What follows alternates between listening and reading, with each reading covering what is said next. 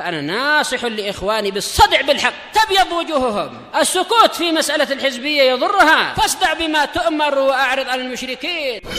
سلامي على دماج ورجالها والشيخ يحيى ودار العلم يا سعد بانيها.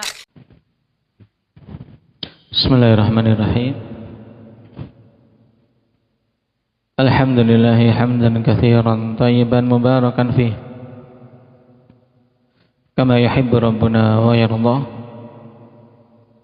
Asyhadu an la ilaha illallah wahdahu la syarika lah wa asyhadu anna Muhammadan abduhu wa rasuluh sallallahu alaihi wa ala alihi wa ashabihi wa man tabi'ahum bi ihsanin ila yaumiddin. Amma ba'd. Kita masuk pada masail pada bab yang ke-9 ini sambil murajaah apa yang telah kita ambil pada adillah dari Al-Quran dan As-Sunnah yang disebutkan oleh Syekh pada bab tersebut. Al-ula tafsiru qul inna salati wa nusuki. Permasalahan pertama yaitu tafsir dari ayat qul inna salati wa nusuki. Maknanya apa ini? Tafsirnya indaka ya syukran.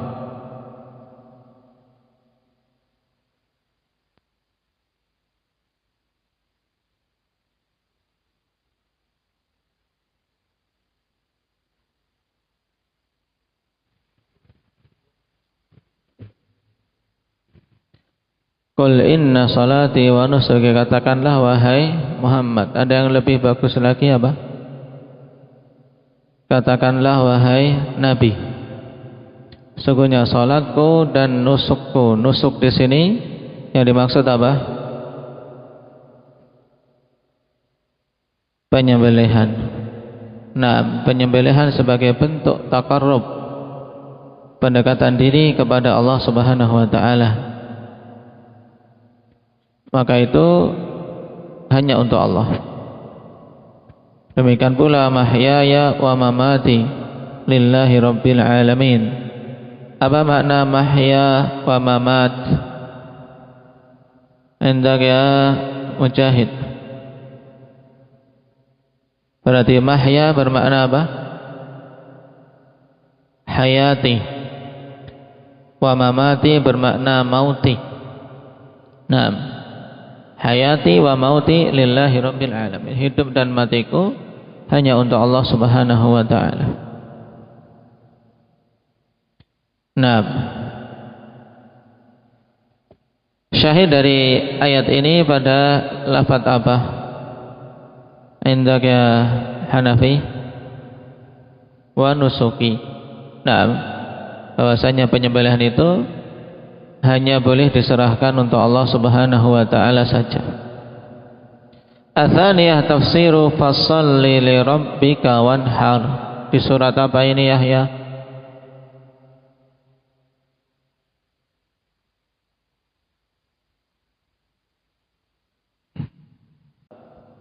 Taib, pada surat Al-Kautsar, surat yang paling pendek di dalam Al-Qur'an.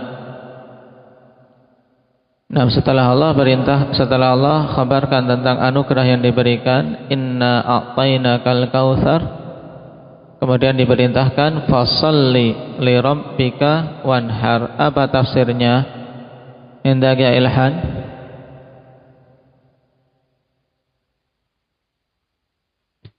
Maka salatlah engkau untuk Rabbmu, yaitu ikhlas semata-mata mengharapkan keridhaan Allah, wanhar, dan sembelihlah kurban.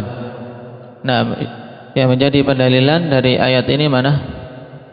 Kata wanhar, perintah untuk az-zabah, walaupun diungkapkan dengan nahar yang itu khusus digunakan pada unta. dengan ditusuk pada bagian lehernya dalam posisi berdiri. Tapi yang diinginkan mencakup semua bentuk penyembelihan kurban, hendaknya itu lillahi ta'ala. Juga pada fasalli ini menunjukkan apa? Indaka Ismail.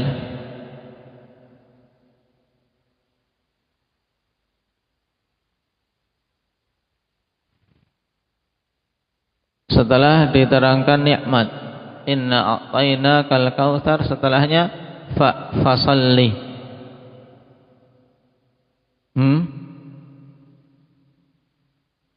Bahwasanya di sini ketika telah diberi nikmat maka apa? Fa sababiyah berarti dengan sebab kami telah memberikan kepadamu nikmat, maka beribadahlah yang ikhlas dengan menunaikan salat dan melakukan penyembelihan kurban. Taib. Ats-tsalitsah al-bada'atu bil'nati man dzabaha li ghairillah. Terkait hadis siapa ini? Indak ya Hamzah? Ali bin Abi Thalib. Baca.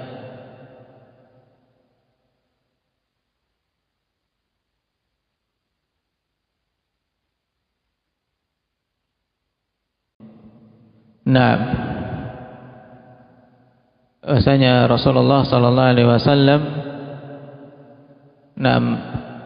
menyampaikan kepada Ali bin Abi Thalib radhiyallahu anhu dengan 4 kalimat, la'anallahu man dzabaha li ghairillah. Itu yang disebutkan pertama kali. Allah melaknat siapa saja yang menyembelih untuk selain Allah. Kemudian baru disebutkan 3 perkara yang lain, la'anallahu man la'ana walidai, la'anallahu man awa muhditha, la'anallahu man ghayyara manaral ardi. Taib. Dan laknat itu sendiri maknanya apa? Indak ya Talha, apa itu makna laknat? Naam, taib at-tardu wal ib'ad an rahmatillah, terusirnya dan terjauhkannya seorang dari rahmat Allah Subhanahu wa taala. Ini kalau laknat dari Allah. Taib. Ar-rabi'ah la'nu man la'ana walidai. Masalah yang keempat yaitu laknat atas orang yang melaknat kedua orang tuanya. Nah, maksudnya apa? Laknat Allah yaitu dijauhkannya hamba ini dari rahmatnya terhadap orang yang melaknat kedua orang tuanya. Nah, maksud melaknat kedua orang tua ini bagaimana? Kalau seorang manusia melaknat sesama manusia, maksudnya apa? Indak ya Salman? Cacian. Nah, yaitu mencaci maki kedua orang tua. Berarti di sini ancaman laknat bagi orang yang mencaci maki kedua orang tuanya. Nah, dan mencaci maki kedua orang tua terbagi dalam 2 bentuk. Apa itu? Itsnan. Taib. Nah, terbagi menjadi 2, yaitu la'nun mubasyir. Laknat yang mubasyir langsung, yaitu si anak mencaci maki orang tuanya secara langsung. Dan ini tentunya sangat buruk. Bagaimana seorang anak yang dilahirkan oleh ibunya, dirawat, dibesarkan sampai besar, kemudian dia mencaci maki orang tuanya, wal'iyadzubillah. Dan hal ini pada masa ke masa, ikhwan, semakin banyak anak-anak yang terjatuh dalam hal tersebut karena jauhnya dari agama. Juga terkadang karena salah orang tua itu sendiri. Nah, betapa banyak orang tua yang salah dalam mendidik anaknya. Dikiranya bahwasanya ketika disekolahkan, nah, dibiayai dengan berbagai macam biaya yang dikeluarkan untuk mereka sekolah tinggi-tinggi, tapi tidak dibekali agama. Ketika menjadi orang yang sukses menurut mereka, akhirnya lupa orang tuanya yang miskin. Banyak. Nah, padahal itu sebenarnya sebuah keterpurukan, karena kesuksesan itu tidak diukur dengan hal duniawi semata. Oleh karena itulah antum para thalabatul ilm harus menjadi yang terdepan terkait berbakti pada orang tua dan menjauh dari apa? Dari berakhlak buruk, apalagi sampai mencaci maki. Bertutur kata saja hendaknya kalian jaga ketika menelpon, ketika meminta. Hendaknya semakin lama belajar semakin bagus adabnya. Nah, tidak membentak, tidak meninggikan suara ketika berbicara kepada orang tua. Nah, ini harus dijaga. Dan bakti yang paling nyata, yang sangat mengembirakan orang tua kalian, ya bagusnya kalian dalam belajar. Nah, bagusnya kalian dalam belajar. Kemudian laknat yang kedua yaitu laknat tasabbub. Laknat dengan apa? Dia menimbulkan sebab orang tuanya dicaci orang lain. Dan di antara bentuknya, akhwan, menjadikan orang tua seseorang dicaci oleh orang lain karena apa? Dia mencaci maki orang tua orang lain. Maka anaknya tidak terima, akhirnya mencaci maki orang tuanya. Nah, atau juga bentuk yang lain, akhwan. Nah, yang disebutkan oleh Nabi sallallahu alaihi wasallam dan dikatakan dalam poin keempat ini, wa minhu antal'ana walidayir rajul fayal'ana walidayik. Di antara bentuknya adalah engkau melaknat orang tua seseorang sehingga orang itu pun melaknat orang tuamu, mencaci maki orang tuamu. Ini bentuk kamu telah mencaci maki orang tuamu sendiri dalam bentuk menimbulkan sebab. Ini contoh yang didatangkan oleh Nabi sallallahu alaihi wasallam. Dan semua bentuk tasabbub, seorang anak menimbulkan sebab orang tuanya dicaci maki orang, ini juga apa? Masuk dalam larangan la'anallahu man la'ana walidayh. Antum berbuat buruk. Nah, akhirnya orang tuanya dicaci maki, dasar anaknya siapa? Si fulan. Alah si fulan. Nah, akhirnya orang tuanya dicaci maki. Gara-gara apa? Perbuatan buruk anaknya yang tidak pantas. Maka ini juga masuk dalam cakupan hadis. Maka hati-hati, jangan sampai dirimu berbuat yang menjadikan apa? Orang tua kalian dicaci maki orang. Nah,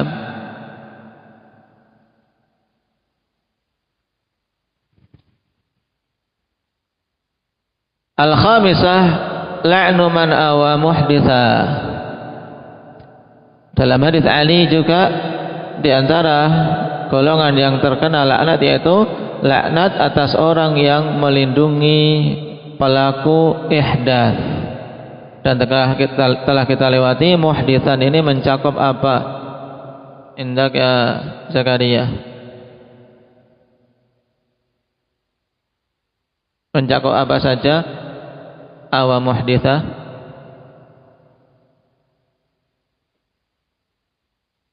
Yang pertama,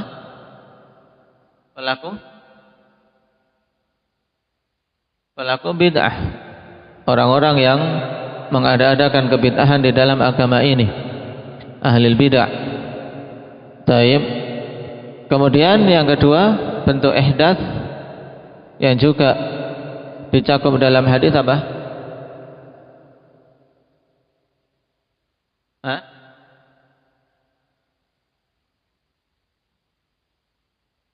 Ihdath yang bagaimana?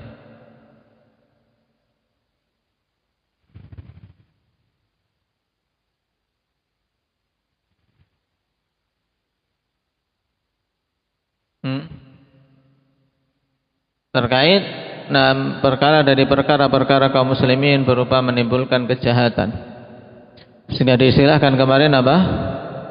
Ihdath fid din, yaitu berupa kebid'ahan, dan al-ihdath fi umurin min umuril muslimin, berupa kejahatan, perampokan, pembunuhan. Ini juga ihdath.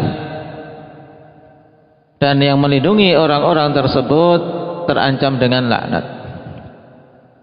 Qala wa huwa ar-rajulu yuhdithu syai'an yajibu fihi haqqullah fayaltaji'u ila man yujiruhu min dalik.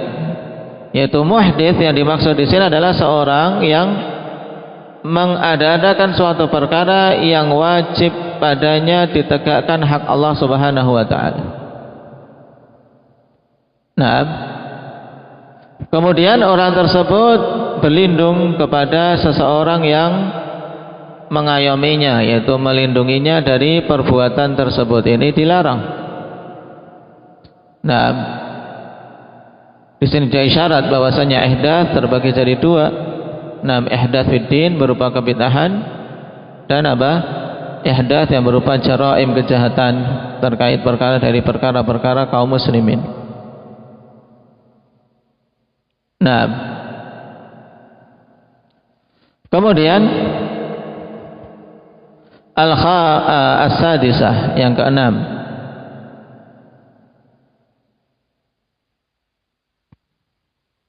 la'nu man ghayyara manaral ardi, ancaman laknat bagi siapa saja yang mengubah manaral ardi, tanda-tanda tanah yang mencakup ikhwan. Manaral ardi ini dikatakan oleh Syekh wahiyal marasim allati tufarriqu baina haqqika wa haqqi jarika minal ardi, yaitu marasim, patok-patok, tanda-tanda yang membedakan antara hakmu dengan hak tetanggamu, naam, dari tanah yang dimiliki, yaitu patok-patok tanah, tanda batas tanah. Maka siapa saja mengubah tanda batas tanah terancam dengan laknat, selain juga terancam dengan hukuman yang sangat berat, yaitu tawwaqahullahu min sab'i aradin, dipikulkan kepada dia 7 bumi. Tayyib, fatughayyiruha bitaqdimin aw ta'khir, kemudian engkau mengubahnya ya dengan mengedepankan atau memundurkan. Ini salah satu makna manarul ardi. Juga tercakup dalam kandungan makna manarul ardi apa kemarin? Indak ya Tariq. Nah, tanda-tanda di jalan yang menunjukkan arah bagi para musafirin. Ini juga penting. Nah, ketika diubah maka akan apa? Akan menimbulkan seseorang tersesat.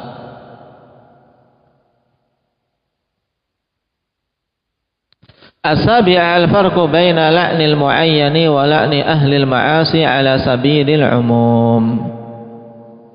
Ini diantara perkara yang penting untuk diilmui. Perbedaan antara la'nul mu'ayyan, yakni melaknat person, melaknat orang per orang secara individual, disebut namanya, si fulan ibnu fulan terlaknat. Nah, ini la'nul mu'ayyan. Berbeda dengan la'nu ahlil ma'asi ala sabilil umum, pelaknatan pelaku kemaksiatan secara umum.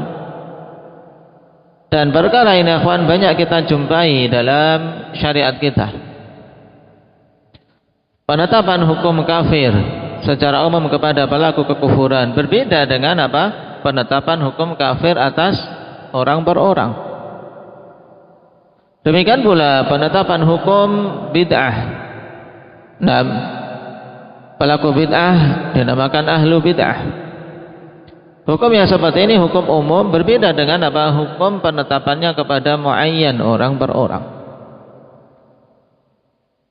Seorang talib hendaknya memahami yang demikian ini dengan baik. Karena apa? Menyamakan hal tersebut antara muayyan dengan apa penetapan hukum secara umum kok disamaratakan akan menjatuhkan seseorang di dalam kerusakan yang banyak. Tidaklah terjatuh orang-orang khawarij dalam pemahaman takfir, yang mengkafirkan secara global kaum muslimin, kecuali dikarenakan mereka tidak bisa membedakan perkara ini antara hukum yang umum dengan hukum ta'yin. Taib.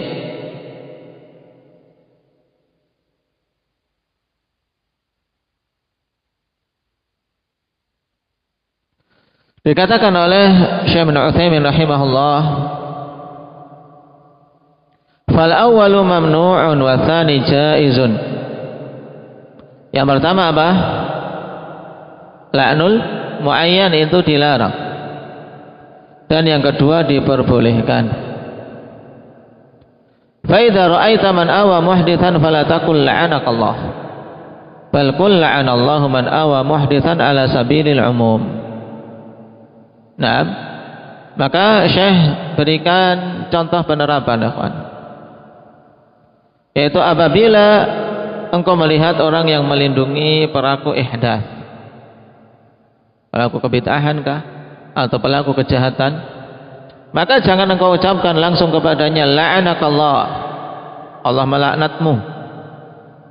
Tidak boleh yang demikian. Tapi katakanlah secara umum la'anallahu man awa muhditsan, Allah melaknat para pelindung pelaku-pelaku ihdath. Apa dalil dibedakannya hal ini? Wa dalilu ala dzalika anna Nabiy sallallahu alaihi wasallam lamma sara yal'anu unasan minal musyrikin min ahli al-jahiliyah biqaulih Allahumma al'an fulanan wa fulanan wa fulanan nuhiya an dzalik. Dalilnya bahwasanya Nabi sallallahu alaihi wasallam tatkala dulu beliau melaknat beberapa orang dari gembong-gembong musyrikin jahiliyah. Nah, mereka musyrik, musuh Islam, musyrik.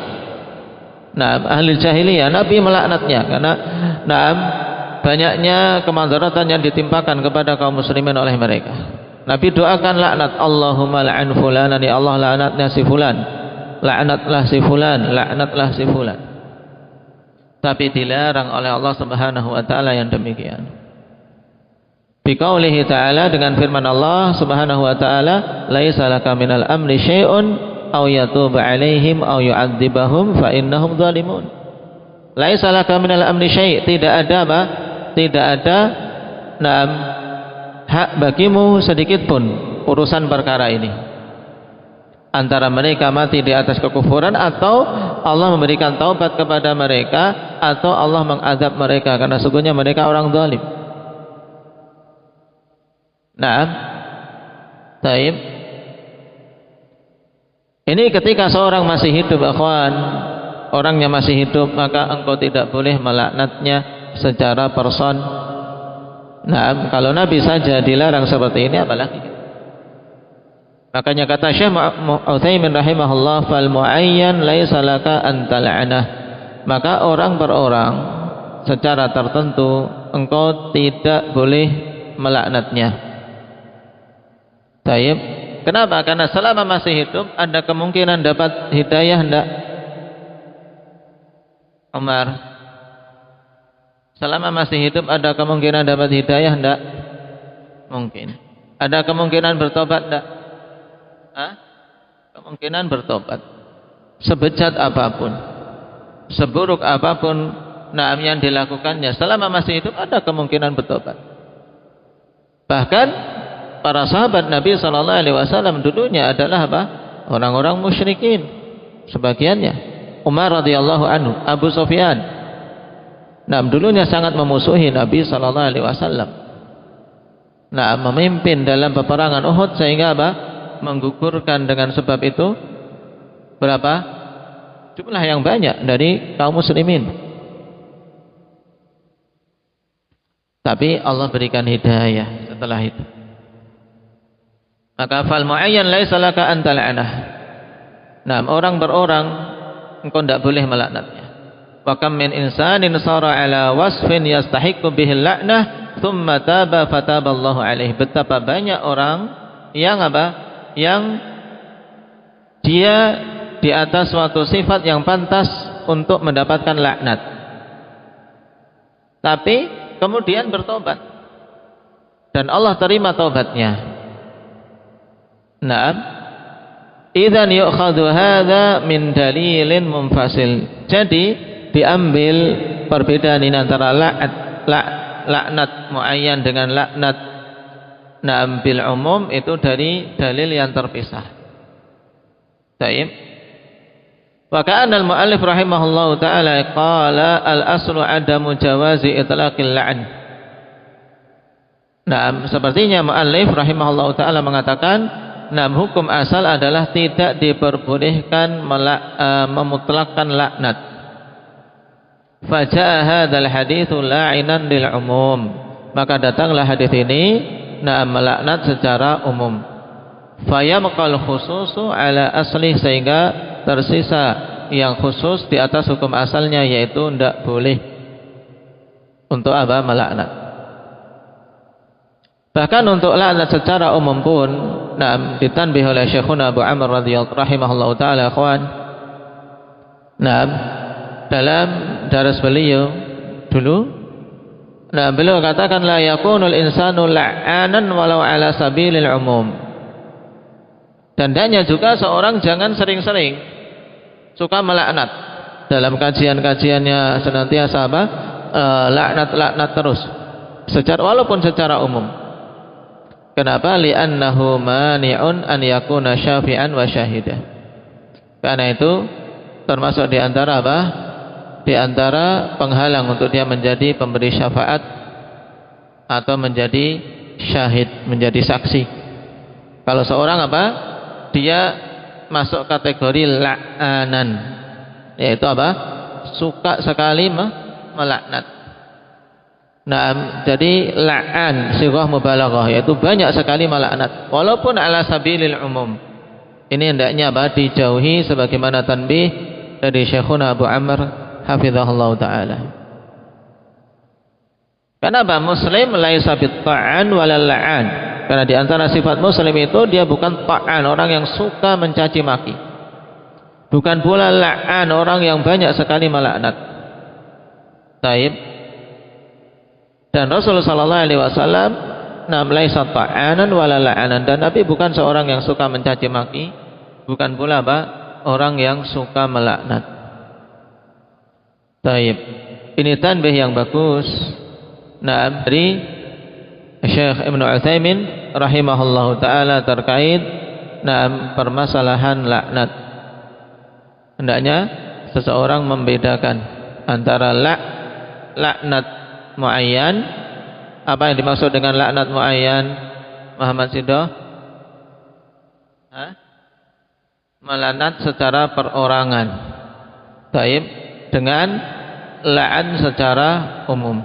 Laknat secara umum harus dibedakan.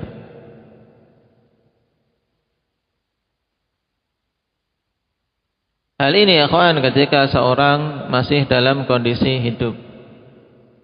Baik, adapun seseorang atau suatu makhluk yang telah jelas laknat dari Allah Subhanahu wa taala, maka boleh melaknat secara apa? Secara person, secara individu. Seperti misalnya iblis. Iblis telah tetap bahwasanya dia memang makhluk yang terlaknat, maka boleh untuk apa? Kita melaknatnya secara apa? Secara individu, ya. Iblis la'anahullah. Iblis yang Allah Subhanahu wa taala telah laknat. Demikian pula orang-orang yang kafir di atas orang-orang yang kafir dan mati di atas kekufurannya. Kafir mati di atas kekufurannya. yang telah jelas dalil bahwasanya dia terlaknat, maka boleh untuk melaknat secara person. Adapun kalau masih hidup, maka tidaklah diperbolehkan.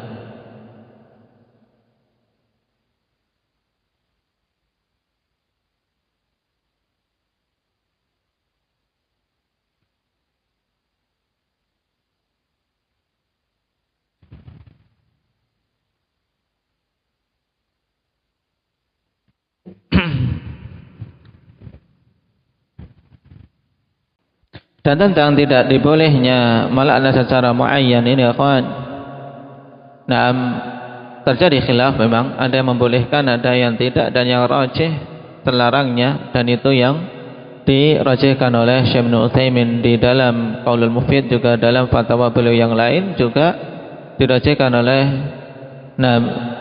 Syekhul Islam Ibnu Taimiyah rahimahullahu taala.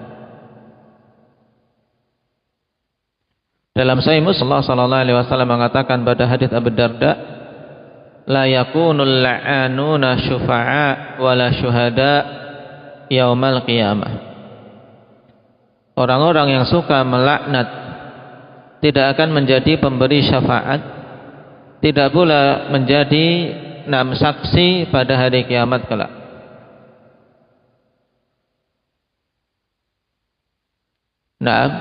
Dan telah kita sebutkan, baca tadi, kemungkinan seorang yang dilaknat, ternyata Allah Subhanahu wa taala berikan hidayah sehingga dia bertobat dan bagus keadaannya.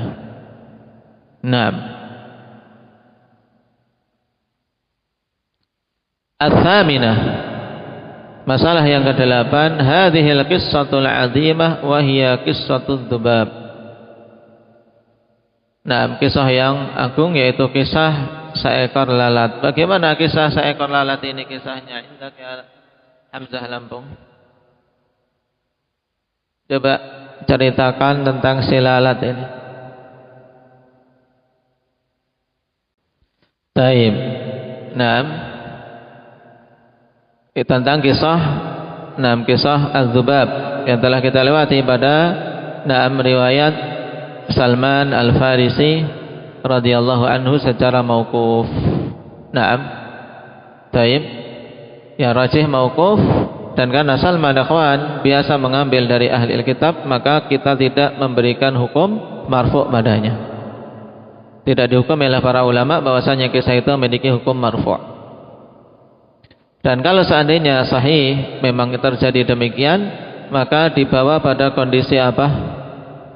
Hendak ya Ukasha pada kisah lalat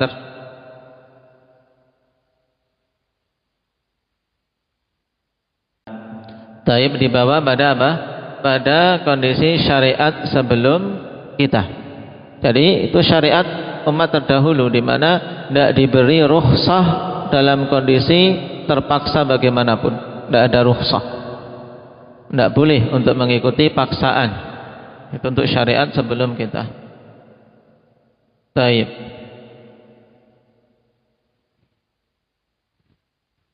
At-tasi'ah.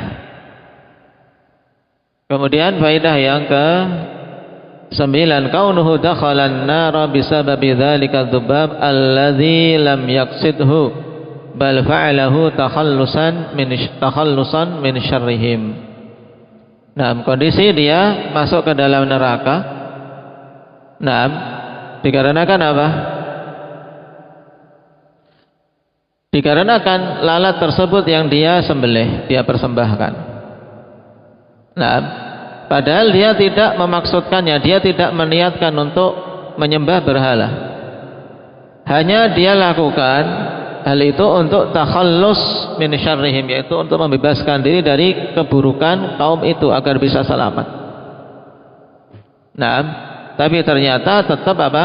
Tetap tidak diberi uzur, dia dimasukkan ke dalam neraka. Maka perhatikan ikhwan, pada catatan kaki antum ada ta'liq yang bagus.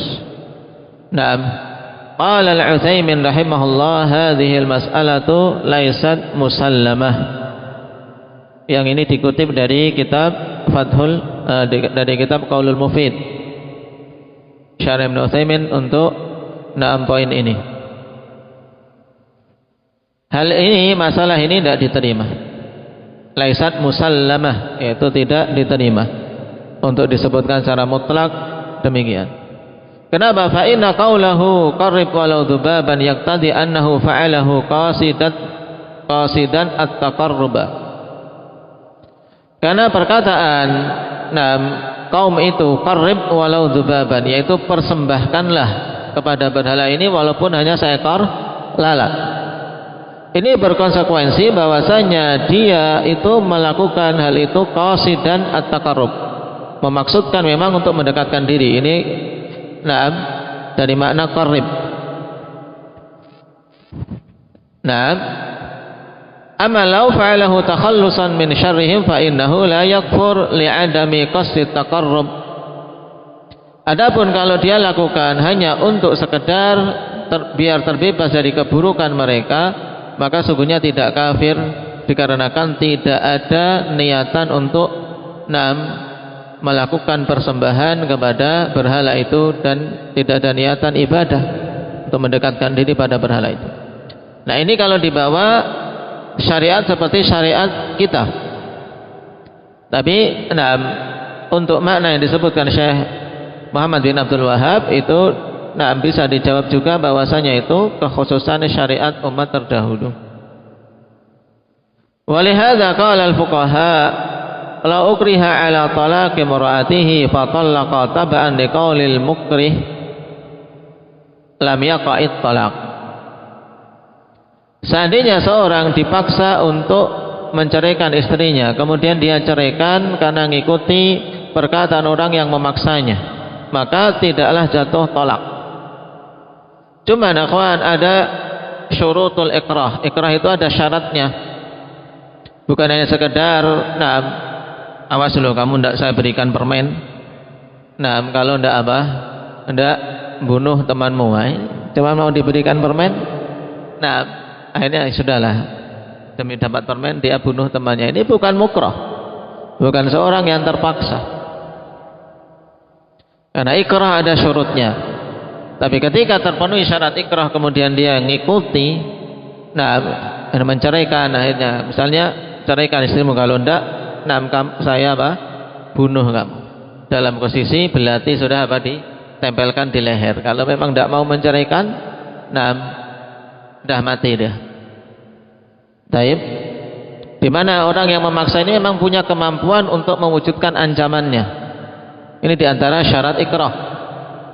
Ini dia ceraikan dengan lafaz saja, tapi hatinya ndak, maka tidak jatuh tolak. Tidak jatuh tolak. Taib. Tapi kalau yang mengancam, sebenarnya dia bisa tendang yang ancam, kayak misalnya ini. Umar ngancam Ibror, Bang Ibror. Nah, dia ancam, ditendang sekali, jatuh. Nah, ini ancamannya ndak diterima. Saya misalnya. Jadi ancaman tersebut, memang pihak yang mengancam mampu untuk mewujudkan ancamannya. Dan ancaman itu tidak terkait dengan hak orang lain. Tidak terkait dengan hak orang lain.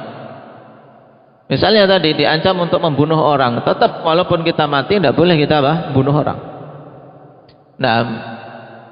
Diancam kamu kalau mau hidup harus bunuh si fulan. Dan betul-betul yang ancam ini bisa membunuhnya. Tetap dalam hukum syariat kita tidak boleh kita kemudian menyelamatkan diri kita dengan mengorbankan orang lain. Sudah, tawakkal ala Allah. Kalau memang mati, ya sudah mati. Tidak boleh di situ memenuhi ancaman yang diancamkan. Baik. Penjelasan Nabi rinci tentang syurutul ikrah dan bentuk-bentuknya insyaallah pada pembahasan nawaqidul Islam, pembatal-pembatal keislaman. Bikhilafi ma law nawat talaq, berbeda dengan seandainya orang meniatkan untuk mencerai. Fa inna talaq yaqa, karena sesungguhnya cerai yang dia niatkan dan kemudian dia lafadzkan jatuh. Nah, karena ada qasd, ada niatan. Wa in talaqa daf'an lil ikrah lam yaqa, apabila dia menceraikan hanya karena untuk menolak paksaan agar bisa selamat dari paksaan itu, maka dia tidak dihukumi jatuh talaknya. Wa hadza haqqun liqaulihi sallallahu alaihi wasallam innamal a'malu binniyat. Dan ini satu yang hak berdasarkan sabda Nabi sallallahu alaihi wasallam innamal a'malu binniyat. Wa dhahirul qissati anna ar-rajula dhabaha bi niyyati at-taqarrub li'anna al-asla anna al-fi'la al-mabni 'ala talabin yakunu muwafiqan li hadzal talab. Dan zahir dari kisah tersebut, laki-laki yang menyembelih mengorbankan lala tadi niatannya memang mendekatkan diri pada berhala itu. Karena hukum asal pada suatu perbuatan yang dibangun atas suatu permintaan, maka perbuatan itu mencocoki apa yang diminta. Karena yang diminta qarrib walau dubaban, taqarrablah kepada berhala ini. Dan dia faqarraba dubaban, dia pun mempersembahkan. Ini menunjukkan dia melakukan apa yang diminta sesuai dengan permintaan. Wa nahnu nara khilafa ma yara al-muallif rahimahullah, dan kami yaitu Syekh Ibnu Utsaimin memandang dengan pandangan yang berbeda dengan yang dipandang oleh muallif rahimahullah. Kenapa? Muallif memandang orang itu mukrah dan dia tidak memaksudkan untuk taqarrub kepada berhala itu. Tapi dari zahir lafaz qarrib walau dzubaba, dan orang itu menyetujuinya, menunjukkan menunjukkan dia punya niatan taqarrub memang. Ay annahu law fa'alahu bi qasdi takhallusi wa lam yanwi taqarrub li hadha sanam la yakfur.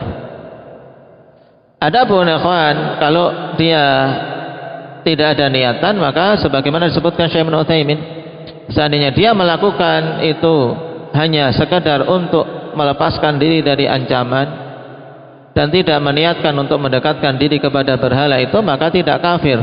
Ini untuk syariat kita, tidak kafir. Li'umumi qaulihi ta'ala man kafara billahi min ba'di imanihi illa man ukriha wa qalbuhu mutmainnun bil iman walakin man syaraha bil kufri sadra. Siapa saja yang kufur pada Allah setelah keimanannya, kecuali orang yang dipaksa dalam keadaan hatinya tetap di atas keimanan, ini tidaklah kafir. Yang kafir siapa? Akan tapi yang kafir yaitu orang yang dengan lapang dada menerima kekufuran. Wa hadzal ladzi fa'al ma yujibul kufra takhallusan mutmainnun qalbihi bil iman, atau mutmainnun qalbuhu bil iman. Baik. Dan orang ini yang melakukan perkara yang mengharuskan dia dikafirkan, tapi takhallusan. Dalam dengan tujuan untuk membebaskan diri. Itu orangnya adalah orang yang hatinya tenang, hatinya tetap kokoh di atas keimanan, maka tidaklah dikafirkan. Wa shawab aidha annahu la farqa bainal qaulil mukrah alaihi wal fi'l. Dan yang benar juga dalam perkara ikrah, tidak ada perbedaan antara perkataan yang dipaksakan dengan perbuatan yang dipaksakan. Dalam artian seorang kalau dipaksa melakukan suatu hal yang kufur dan dia mampu untuk bisa membebaskan diri dari hal itu kecuali mengikuti perbuatan itu, maka tidak mengapa. Misalnya disuruh sujud berhala, kalau tidak dibunuh, maka boleh dia sujud pada berhala, tapi hatinya tetap tetap beriman pada Allah. Dia niatkan sujud pada Allah dengan penuh kebencian kepada perbuatan terhadap sujud berhala itu. Taib. Wa in kana ba'dul ulama yufarriqu wa yaqul idza ukriha 'ala al-qawli lam yakfur wa idza ukriha 'ala al-fi'li kufrun, atau kafar. Wa idza ukriha 'ala al-fi'li kafar. Walaupun sebagian ulama membedakan dan mengatakan apabila dipaksanya itu pada suatu perkataan maka tidak kafir. Suruh misalnya kamu harus mencaci maki Nabi Muhammad. Mencaci maki Nabi Muhammad kufur. Tapi sekedar ucapan, dia ingin selamat maka boleh. dalam keadaan hatinya membenci perbuatan itu dan tetap di atas keimanannya. Tapi kalau dipaksa pada suatu perbuatan, menurut sebagian fuqaha ini kafir. Tapi ini tidak benar. Ini pendapat yang lemah. Wa yastadillu bi qissati Dzubab, dan berdalil dengan kisah Dzubab yang kita lewati dari kisah Salman tersebut. Tapi pendalilan tidaklah benar.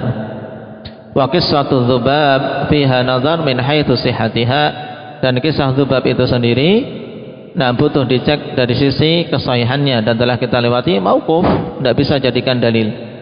Wa fiha nazar min haitsu dalalah, juga butuh dicek dari sisi pendalilan seandainya sahih. Kenapa? Lima sabaqa anal fi'lal mabniya ala talabin yakunu muwafiqan li hadzal talab. Ini kaidah dipegang, ikhwan. Dikarenakan perbuatan yang dibangun di atas suatu permintaan tentunya biasanya mencocoki apa yang diminta. Ketika mereka ridha dengan perbuatan itu, berarti yang diminta tadi betul-betul telah menunaikan sesuai yang diminta. Walau furridha anna rajula taqarraba bidzubabi takhallusan min syarrihim, fa inna ladaina nassan muhkaman fil mawdu' wa huwa qauluhu ta'ala man kafara billah. Seandainya taruhlah memang laki-laki tersebut memang mendekatkan diri taqarrab kepada dzubab tersebut, mempersembahkan lalat tersebut, tapi tidak ada niatan untuk ibadah pada berhala itu, hanya untuk membebaskan diri dari keburukan agar bisa selamat tidak mati. Maka kita punya nas yang muhkam dalam masalah ini, yaitu ayat tadi, siapa saja yang kufur pada Allah setelah keimanannya, tapi dia dalam keadaan mukrah, dia tidak dikafirkan. Walam yakul bil qaul, tidak Allah katakan dengan suatu ucapan, tapi kafara bila, dalam artian bentuknya umum, bentuk kekufuran secara zahir, tapi hatinya tetap beriman. Dia lakukan itu karena keterpaksaan, maka ini diberi udzur. Fama dama indana nasun qur'ani sarihun fa innahu law waradatis sunnatu sahihatun ala wajhin mushtabih fa innaha tuhmalu ala nassil muhkam. Maka selama kita memiliki nas Qur'ani yang sharih, nas Qur'an yang sharih, kemudian datang sunnah yang sahih, dalam bentuk mushtabih, sesuatu yang masih rancu, maka dibawa pada nas yang muhkam, bahwasanya orang tadi memang taqarrub dengan niat sendiri, hatinya juga ngikut, maka dia akhirnya dimasukkan dalam neraka. Al-khulasah, ingat kesimpulan ini, anna man ukriha 'alal kufri lam yakun kafiran madama qalbuhu mutmainnan bil iman. Taib, yaitu siapa saja yang dipaksa pada suatu kekufuran, maka dia tidaklah kafir selama hatinya tetap kokoh dengan imannya. Walam yashrah bil kufri sadra, dan dia tidak lapang dadanya menerima perbuatan kekufuran tersebut. Ini intinya dari ta'liq Syekh Ibnu Utsaimin rahimahullahu taala. Ingat-ingat. Barakallahu fikum wa naktahi bihadza walhamdulillahi rabbil alamin.